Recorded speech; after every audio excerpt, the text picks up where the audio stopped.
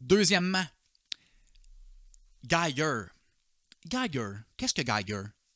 Geiger. Moi, je dis Geiger, alors ça va être Geiger. Mais ça se peut que des fois, je dise Geiger. Mais ça s'écrit Geiger. Alright? Donc, après avoir fait 45 secondes de trouver du temps sur un mot, qu'est-ce que Geiger? Geiger est le genre de unité de mesure de la radioactivité. Ça nous donne un indice sur qu'est-ce que Geiger. Un crise de dude radioactif vert.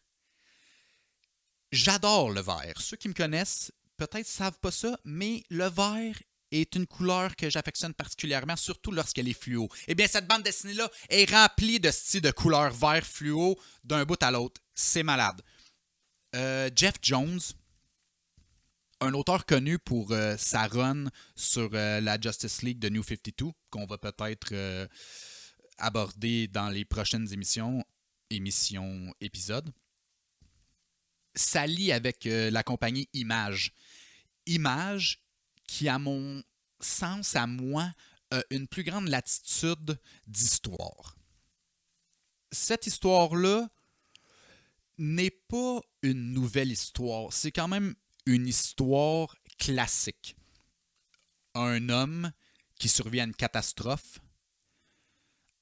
En survivant à cette catastrophe-là, se découvre des pouvoirs inimaginables. Le pouvoir de survivre dans ce monde apocalyptique-là.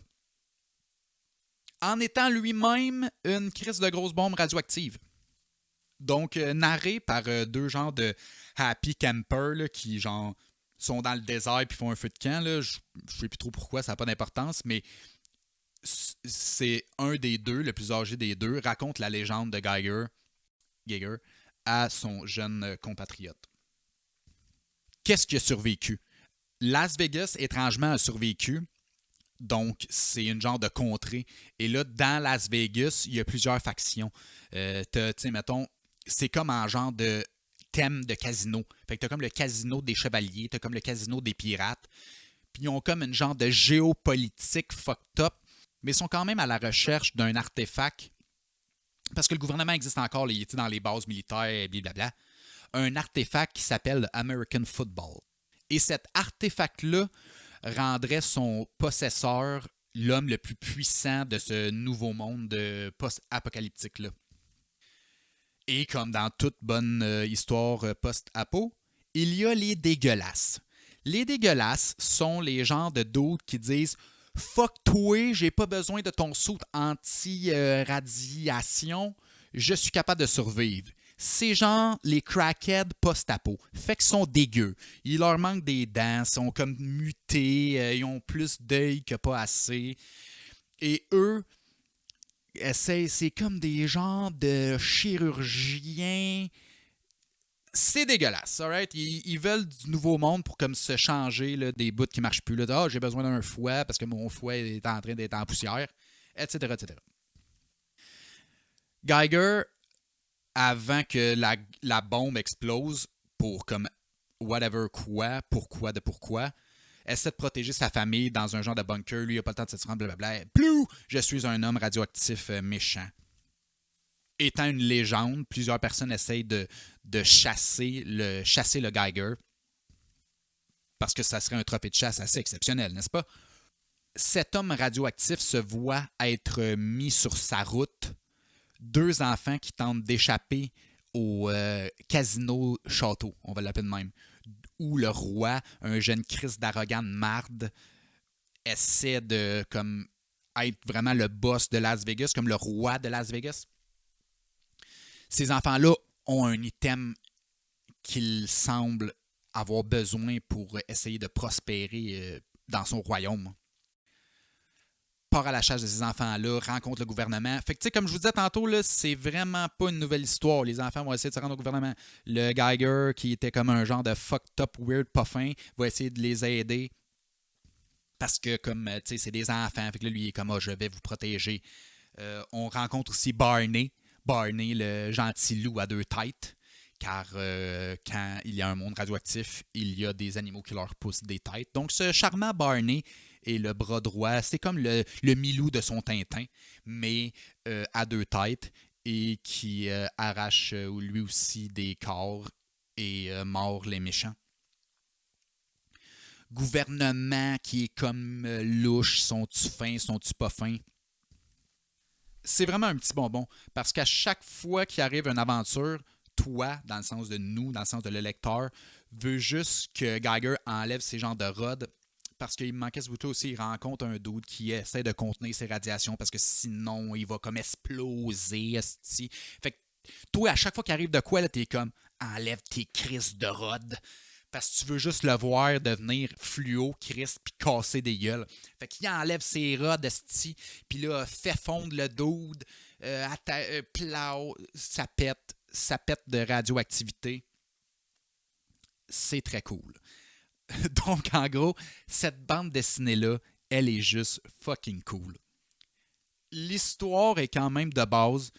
Ça prend pas le plus gros détective de l'année pour savoir où est-ce que ça s'en va.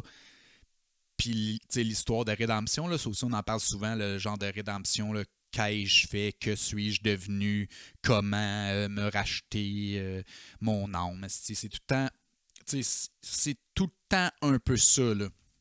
Je me suis personnellement lié d'amitié virtuelle avec Geiger, car, voyez-vous, dans un monde post-apo, c'est difficile de trouver des nouveaux livres.